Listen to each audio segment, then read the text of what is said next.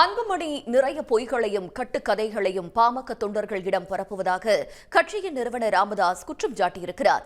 தைலாபுரத்தில் பேட்டியளித்தவர் துணை அமைப்புகளின் நிர்வாகிகளை வளைத்து போட்டு காசு கொடுத்து தமக்கு எதிராக அன்புமணி பேச வைப்பதாக அடுக்கடுக்கான குற்றச்சாட்டுகளை முன்வைத்திருக்கிறார். அன்புமணி நிறைய பொய்களையும் கட்டுக்கதைகளையும் கட்சி தொண்டர்களிடம் பரப்பி வருகிறார். அன்புமணி தைலாபுரம் வந்து என்னை பார்த்ததாகவும் நான் கதவை சாத்திக்கொண்டு பேச மறுத்ததாகவும் சொல்லி வருகிறார். நான் 34 அமைப்புகளை உருவாக்கி வைத்திருக்கிறேன். கட்சிக்கு துணை அமைப்புகள்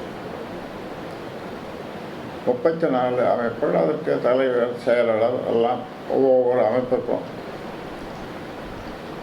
அவர்களையெல்லாம் இவர் வளைத்து போட்டு காசு கொடுத்து எனக்கு எதிராக எழுத சொல்லுகிறார்.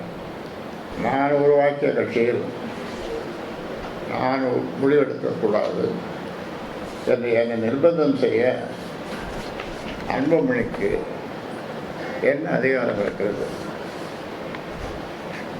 அன்புமணியிடம் கட்சியை கொடுத்து விட்டு நான் நிறுவனமாகிய நான் டம்மியாக தைலாபுரம் தோட்டத்தில் கேட்டை சாத்திக்கொண்டு கொள்ளு பேரங்களோடு விளையாடி கொண்டிருக்க வேண்டும் என்று சொல்லுவதை என்னால் ஏற்றுக்கொள்ள முடியாது. உடனுக்குடன் செய்திகளை தெரிந்து கொள்ள சன் நியூஸ் பெல் ஐகானை கிளிக் பண்ணுங்க.